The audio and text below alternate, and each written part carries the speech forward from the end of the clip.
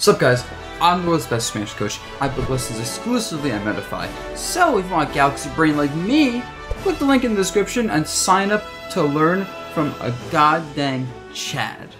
Alright, yeah, I'm gonna be talking about characters like Steve, Samus, Olimar. All these characters have one thing in common. They're kind of Timerscam characters. They're not like Sonic where they literally are trying to time you out, but they're characters that win the game essentially by the game just going on longer because they have resources that they need to charge up and they beat you with those resources, right? I think Steve is the best example of this because it's just so obvious with him farming for diamonds, right? Think of this not as a guide to beating them, but as general rules of thumb when fighting these characters to make it easier, right? When you're fighting characters like Steve, Samus, whatever characters that charge resources, Wario is not a good example. Generally, people playing these characters, you know, they're trying to get as much space as they can to get their resources out, right? That is the #1 thing. First of all, if like you do nothing, you're gonna lose the game. Like if you're playing super defensively, trying to like space, like with their shooting aerials, and the opponent's just doing this, you chose the wrong strategy. So when you're fighting these types of characters, you always have to remember that you gotta make them afraid to charge the resource, right? Even if you're not committing to anything. Like even just like if you're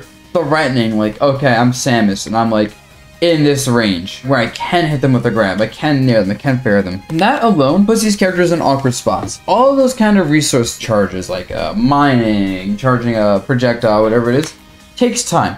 And they put the opponent in positions they have limited options. I want to like charge style, right? I can't cancel with the tilt. I have to cancel with a roll, a shield, and pretty much anything out of shield. So whether it's jump, up smash, maybe a grab. That means I can't control space out of a charge shot with forward tilt quickly, or a smash attack, or a dash attack, right? So that limits my options heavily. And if you throw out something like a Mario Fireball, I'm doing this, not only do I have to like block with the Mario Fireball, or maybe like a Steve minecart, like letting go. That gives you a chance to apply offense. What's going to happen versus a lot of these types of characters, if the player is thinking, they're going to be like, okay, charging? Oh, Steve can minecart me?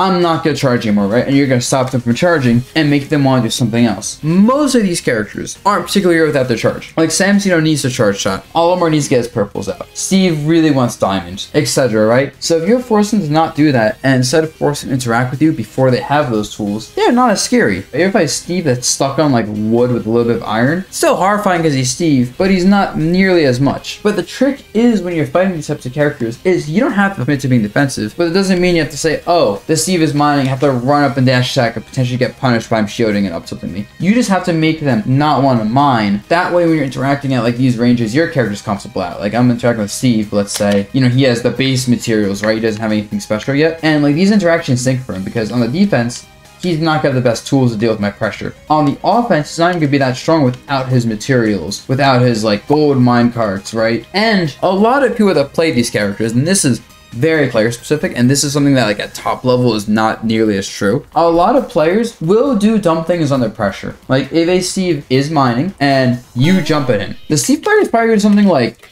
jump back, side B, because they're panicking, or they're just gonna like jump forward to an aerial, or they're gonna roll away, but they're most time gonna pick 1 or 2 options and consistently do those because they're under pressure, and people under pressure consistently pick their panic option more often than not. And for a lot of Steve players, it's gonna be minecart. For like a lot of Samus players, it's gonna be either grab or like rolling away. So figuring out what the opposing character wants to do in those situations is huge and exploitable, because you're catching them at their most vulnerable. I think that's about it for when it comes to the general things with fighting these types of characters. At the end of the day, like you always gotta remember that when you fight these types of characters, it is on you to make something happen. And always keep that in mind. Peace out.